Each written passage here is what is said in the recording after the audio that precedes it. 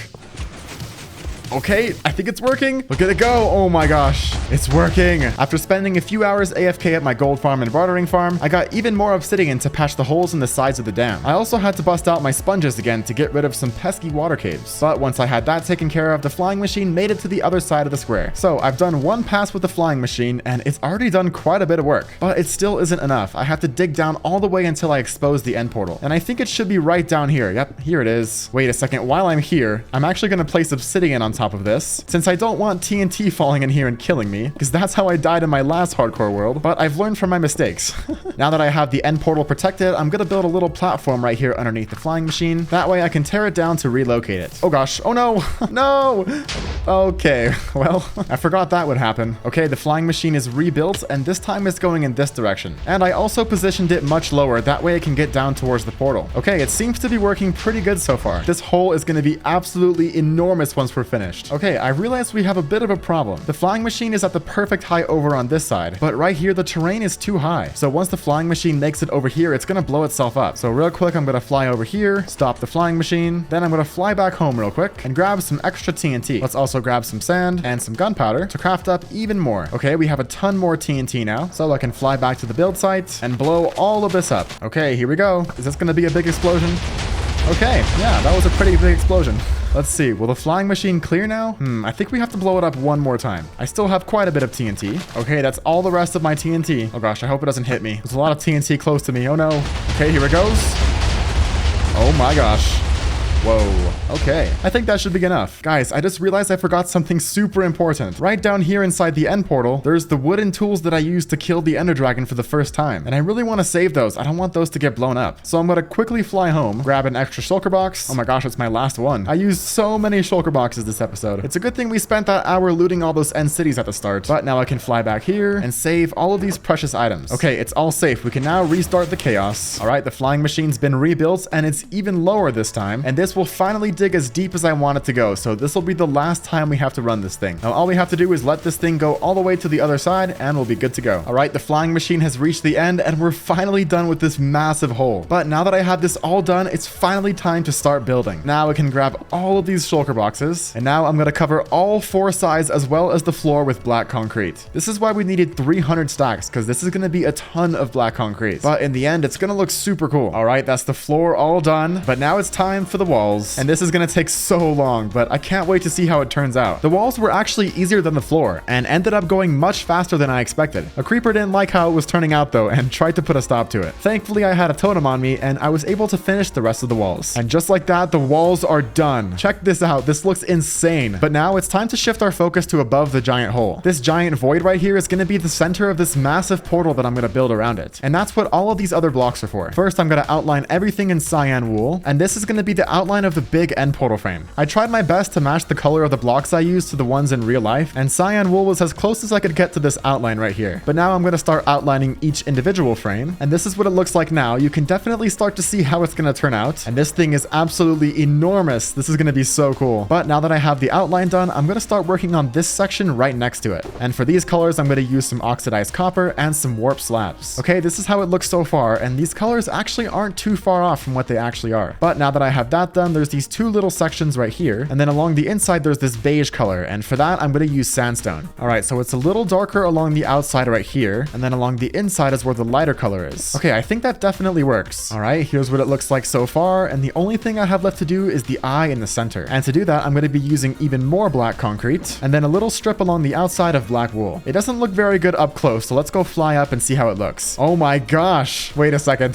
This looks really good. Okay, these color choices definitely worked out. But now that I have one done, it's time to do the other 11, starting with the outside just like the other one, and then the inside of the eye. I tried my best to include an Eye of Ender in each of these end portal frames, but everything that I tried out in creative just didn't look good at all. I had an even harder time finding the right colors to build the eye. So instead, each end portal frame is going to look like it doesn't have an eye inside. And I don't think it actually looks too bad. And it's all done. I haven't turned it around to look yet, but let's look together. Oh my gosh. It looks really good. This is turning out so much better than I expected. And these block choices actually look pretty good. They're not exactly the same color, but they're close enough, and it definitely looks like an end portal. But we're not done yet, because we can't just have these floating up here. I have to also build the sides of all these blocks, and that's going to take so much longer than doing the top. So first step, we're going to work on this little ring right here, and that color is a much darker blue than all the rest of these. So for that, I'm going to be using Skulk. Here's the progress, and I didn't like how it looked with all birch, so I added some sandstone and some oak up here too, and it's starting to look pretty good. But now we have to start working on the bottom, which is going to be mostly sandstone with a few little areas of birch and oak, since we're trying to replicate the end stone texture. So I just slept and I woke up and I looked at the F3 screen and it's day 1000. That snuck up on me really fast, but we did it. I finally survived 1,000 days in hardcore Minecraft, but we still have tons of work to do. This is what I've gotten so far. I've managed to do most of the outside walls, and I'm starting to work on these walls now. Having a picture of the end portal frame up while I was building really helped me do this a lot faster. And after a few days of building and terraforming, this is the final end portal. It turned out so good. Oh my gosh. Now that I have all the above ground stuff done, it's time to work on the stuff inside the portal. And the first thing we're going to do is break the end portal frame, since I think it'll look a lot better with just the portal and no frame. So to do that, I'm going to have to fly home real quick, grab some mushrooms, as well as some bone meal. Then we have to come back down here to the portal, break this obsidian that I was using to protect it, and then I have to place a mushroom in a very specific spot, which is going to be right here. Then I could plant the mushroom, and then if I bone meal this, it should... Oh, okay, it didn't work.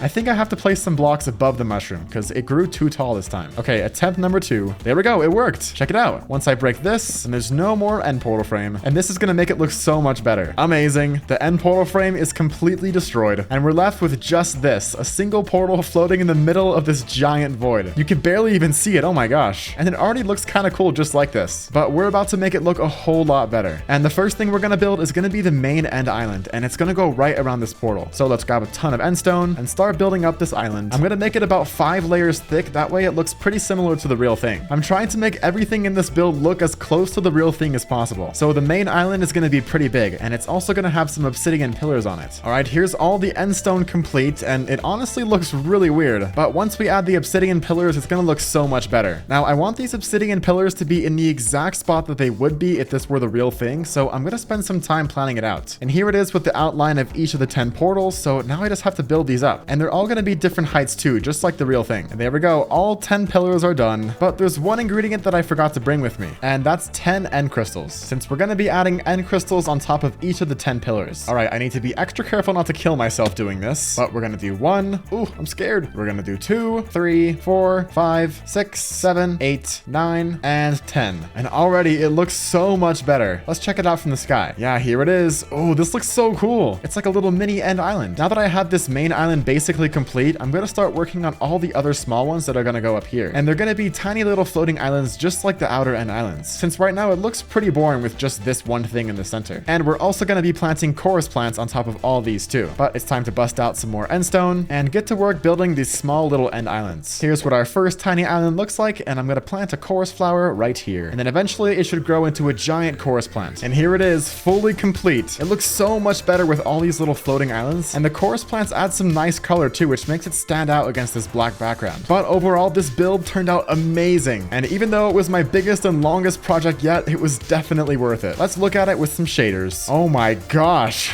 look at this. Wow, that looks so good. Whoa, this is really cool. Everything always looks better with shaders. And that was everything that I did in 1000 days in hardcore Minecraft. Thank you so much for watching. These past few months making videos in this world has been the most fun I've ever had playing Minecraft. And I'm super happy with everything we accomplished together. But that's gonna be all for me today, guys. I'll see you all in the next video. Bye-bye.